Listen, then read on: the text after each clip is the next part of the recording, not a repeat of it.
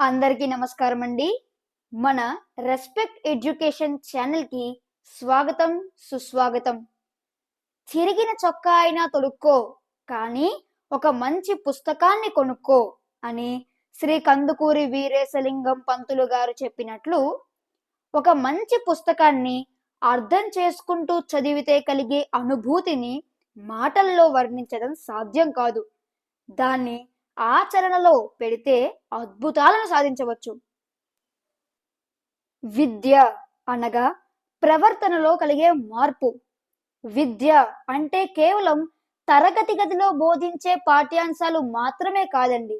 మనకు ఆనందంతో పాటు నీతి, నిజాయితీ, క్రమశిక్షణ వంటి అలవాట్లను పెంపొందించి మనలోని వ్యక్తిత్వాన్ని సంపూర్ణంగా వికసింపచేయగల ఏకైక సాధనం విద్య మాత్రమే. అటువంటి వ్యక్తిత్వ వికాస కథలను మీకు వినిపించి ఆనందింప చేయాలన్నదే నా ఈ చిన్న ప్రయత్నం. ఇక ఈ రోజు కథలోకి వెళ్దామా? ఈ రోజు కథ పేరు కుర్ర బిచ్చగాడు. ఇక కథలోకి వెళితే, ఒక కుర్ర బిచ్చగాడు నిత్యం బిచ్చమెత్తి జీవిస్తూ వస్తున్నాడు. ఇలా ఉండగా ఒకరోజు అతడు అలవాటు ప్రకారం ఇంటింటికి వెళ్ళి అడుక్కుంటున్నాడు.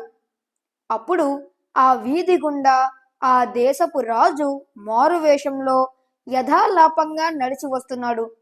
అటూ ఇటూ చూస్తున్న రాజు ఒక దృశ్యం చూసి ఆగిపోయాడు.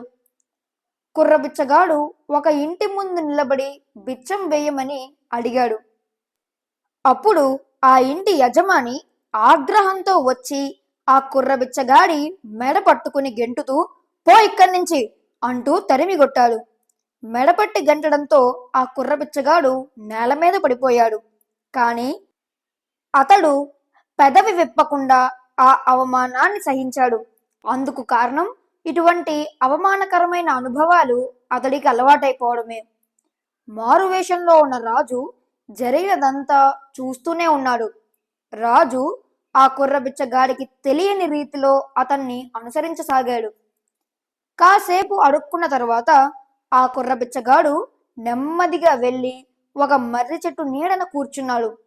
అతడు భిక్షాటనలో తనకు లభించిన రేగు పళ్లను తాపీగా తినడానికి జోలెలో నుంచి తీసుకున్నాడు. అప్పుడు మారువేషంలో ఉన్న రాజు కుర్రబిచ్చగాడి ముందు చేతులు చాచి నిలబడ్డాడు. వెంటనే ఆ కుర్రబిచ్చగాడు తన జోలెలో ఉన్న 2 రేగు పళ్లను రాజు చేతిలో పెట్టాడు. వాటిని రాజు ఎంతో ప్రీతితో తిన్నాడు. తరువాత ఆ కుర్రబిచ్చగాడితో 2-3 మాటలు మాట్లాడాడు. ఆ సమయంలో రాజు కుర్రవాడికి తెలియకుండా అతడి జోలెలో 2 బంగారు కాసులు వేసి అక్కడి నుండి వెళ్ళిపోయాడు. కాసేపటి తర్వాత తన జోలెలో 2 బంగారు కాసులు ఉండటం ఆ కుర్రబిచ్చగాడు చూసి ఆశ్చర్యకితుడయ్యాడు. ఆ 2 బంగారు కాసులు అతడి పేదరికాన్ని నిర్మూలించి అతడికొక గౌరవప్రదమైన జీవితం గడపడానికి దోహదం చేశాయి.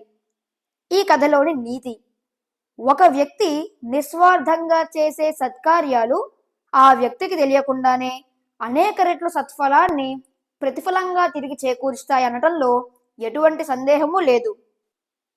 ఓకే ఫ్రెండ్స్, మరో మంచి కథతో మళ్ళీ కలుద్దాం. అంతవరకు సెలవు.